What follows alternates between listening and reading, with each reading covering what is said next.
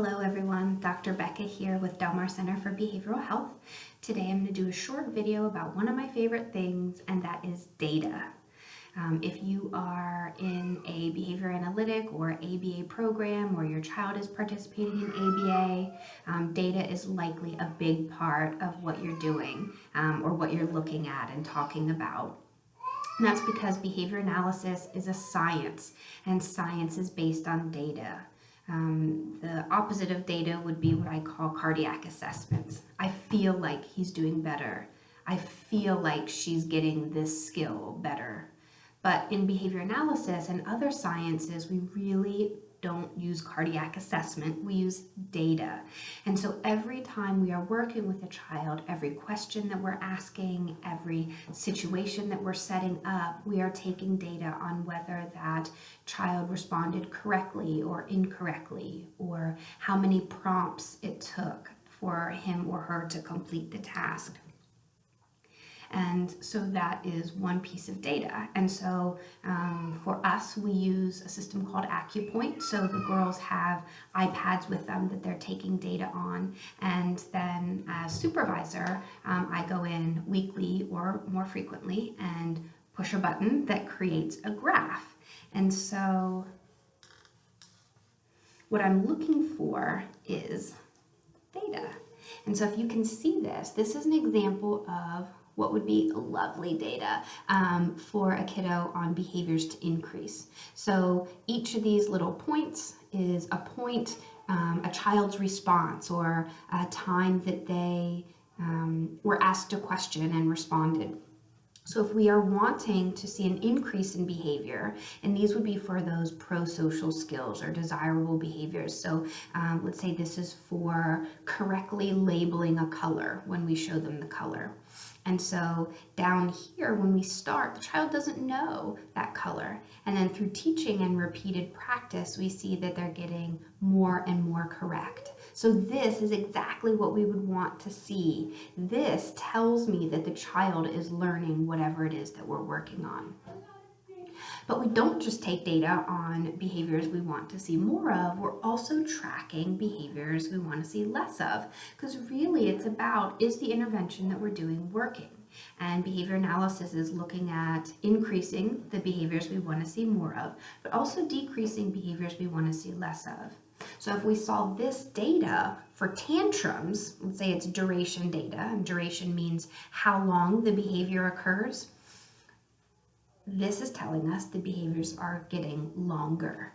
So each of these points is a tantrum, and each of those tantrums is getting longer in duration.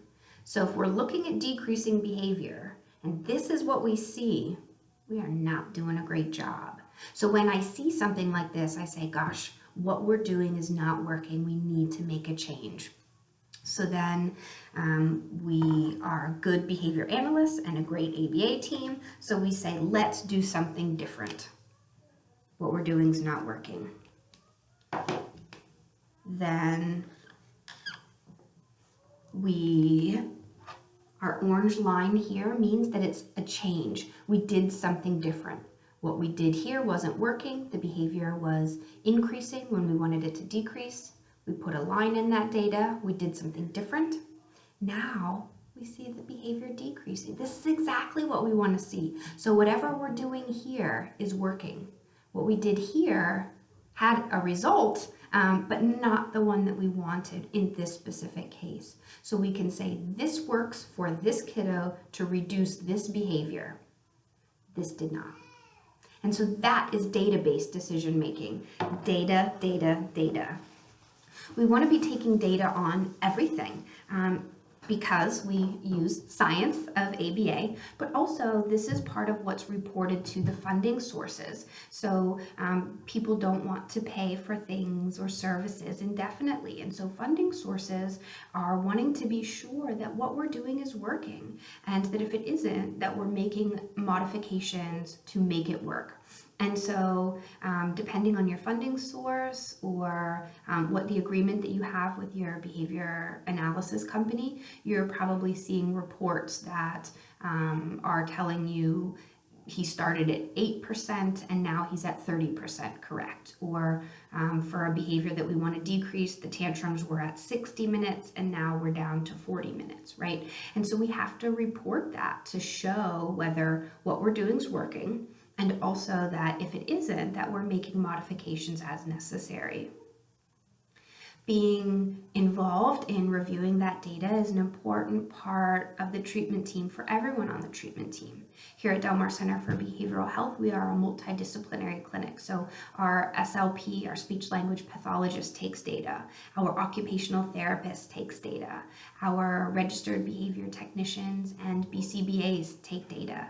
Our psychologists and mental health clinicians are taking data on a variety of different things, whether it's decreasing symptoms of depression or increasing vocal verbal speech. We want to be sure that we're taking data so that whatever we are doing is working. And if it isn't working, that we are being aware of that, we are aware of that, and that we are being thoughtful in making changes to be sure that the families and kids that we serve are getting the intervention that is best suited for them. And if it isn't, that we're making changes. When a flower doesn't bloom, we don't yell at the flower or think that the flower is default or defective. We change the environment, and behavior analysis operates in exactly the same way. We take data. What do we see? What do we hear? How far is that from the goal? And is that data trending or moving in the right direction? And if not, what can we do differently to move in that goal?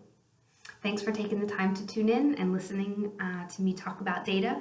I will stop now, even though I could go on forever about it. Maybe we'll have a part 2 about data. I hope you guys have a great day. Bye-bye.